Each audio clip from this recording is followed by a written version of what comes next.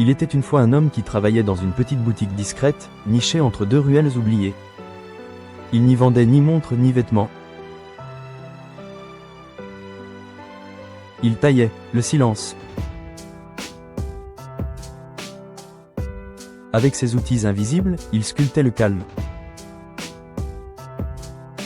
Chaque matin, il ouvrait les volets non pour laisser entrer la lumière, mais pour écouter le souffle du monde. Il notait les nuances du silence comme d'autres notent la température. Le silence du matin, frais et prometteur, celui du soir, profond et plein de regrets. Autrefois, il savait entendre entre les bruits.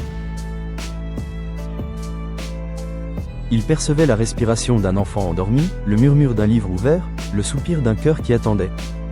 Il comprenait que le silence n'était pas un vide, mais un espace vivant, sacré, le lieu où les âmes parlent sans voix. Mais avec le temps, vint le vacarme. D'abord les obligations. Les courriels urgents. Les claviers qui claquent. Les notifications incessantes. Puis les attentes, les comparaisons, les regards pesants. Petit à petit, le silence fut chassé.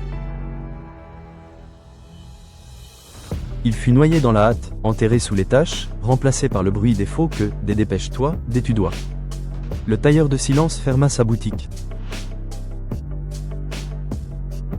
Pas parce qu'il le voulait, mais parce qu'il pensait que le monde n'en avait plus besoin.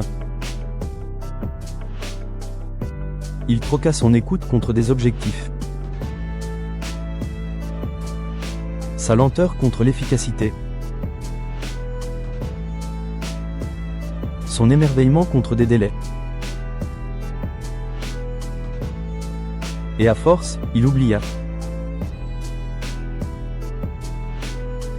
Oublia comment écouter les feuilles trembler. Oublia la joie de n'avoir rien à dire. Oublia le goût des longues respirations. Mais le silence, lui, n'oublia pas. Il attendit.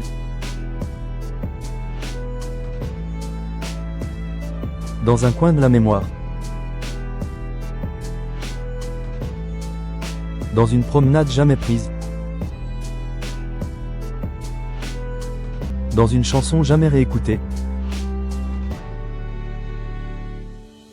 Puis, un soir, après une journée plus bruyante que les autres, l'homme rentra chez lui et ne mit pas de musique. Il ne prit pas son téléphone. Il ne parla pas. Il s'assit. Juste ça. Et il l'entendit. Un fragment de silence. Timide.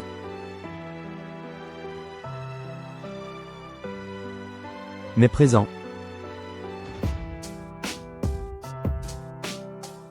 Il ferma les yeux. Respira. Et ce moment, ce simple moment, fut plus nourrissant que 1000 conversations. Alors il comprit, le silence était son atelier. Il n'avait jamais disparu. Il l'avait juste laissé tomber. Et toi ?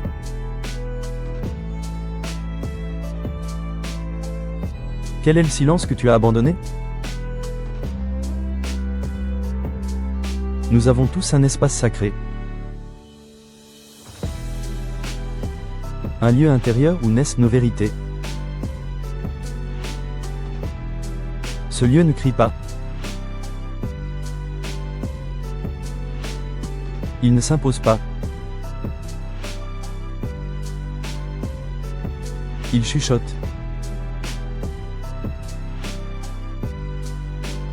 Il attend qu'on l'écoute.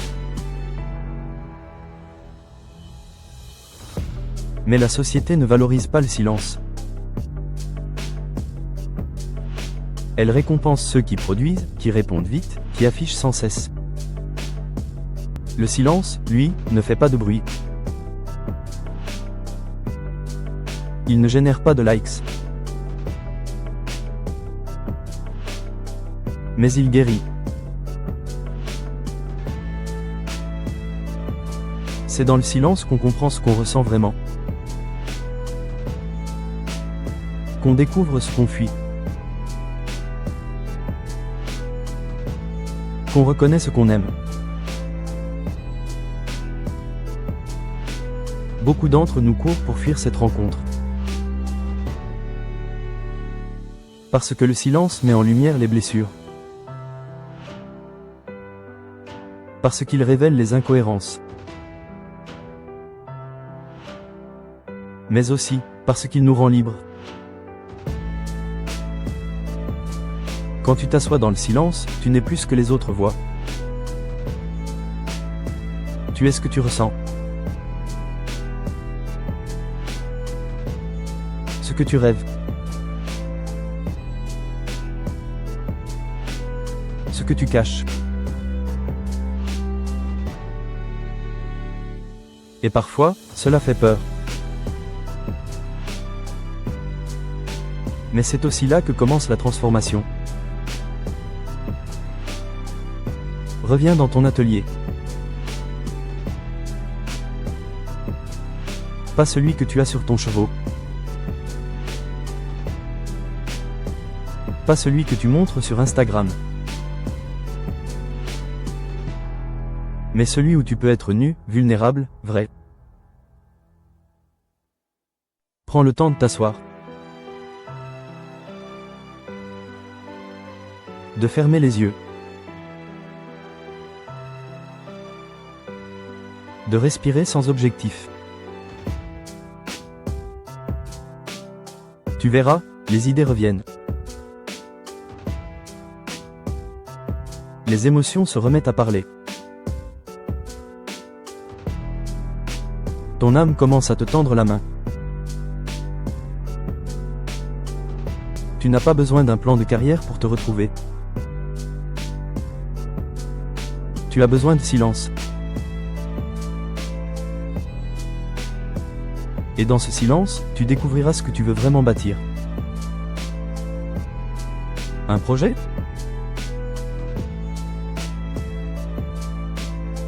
Peut être.